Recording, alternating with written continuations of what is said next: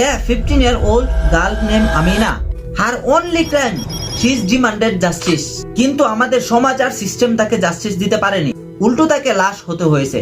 নরসিংদীর মাধবদের এই ইনসিডেন্টটা স্রেফ একটা মার্ডার কেস নয়, it's a reflection of our broken system. তবে আজ একটি বড় আপডেট এসেছে যা আপনাদের শোনা প্রয়োজন। এই ট্র্যাজেডিটা শুরু হয় আজ থেকে প্রায় 15 দিন আগে। আমেনাকে প্রথমে গ্যাং হয়। ইনভেস্টিগেশনে জানা গেছে তার ফ্যামিলি লোকাল ইনফ্লুয়েন্সিয়ালদের কাছে গিয়েছিল বিচারের আশায়, বাট গেস হোয়াট, বিচারের বদলে সেখানে চলছে সেটেলমেন্ট করার চেষ্টা। টাকা দিয়ে তার সম্মান আর যন্ত্রণাকে দামাচাপা দিতে চেয়েছিল ওই লোকাল সার্কেলটা। লাস্ট বুধবার রাতের কথা, আমেনার বাবা তাকে নিয়ে খালার বাসায় যাচ্ছিলেন। অন দা ওয়ে একদল বখাটে তার বাবার সামনে থেকে জোর করে তুলে নিয়ে যায় আমেনাকে।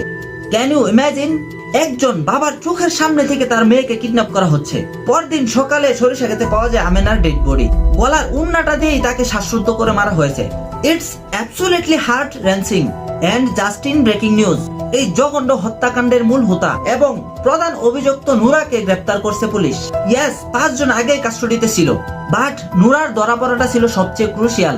আজ ঢাকা বিশ্ববিদ্যালয় সহ সারা দেশে যে স্টুডেন্ট প্রটেস্ট হয়েছে, that certainly put pressure on the authority. The main culprit is behind bars. নূরা গ্রেফতার হয়েছে ঠিকই, but this is just the beginning. এখন আমাদের একটাই ডিমান্ড, ফাস্ট ট্র্যাক ট্রায়াল। কোনো পলিটিক্যাল প্রেসার বা কোনো ইনফ্লুয়েন্স যেন এই ট্রায়ালকে স্লো না করতে পারে।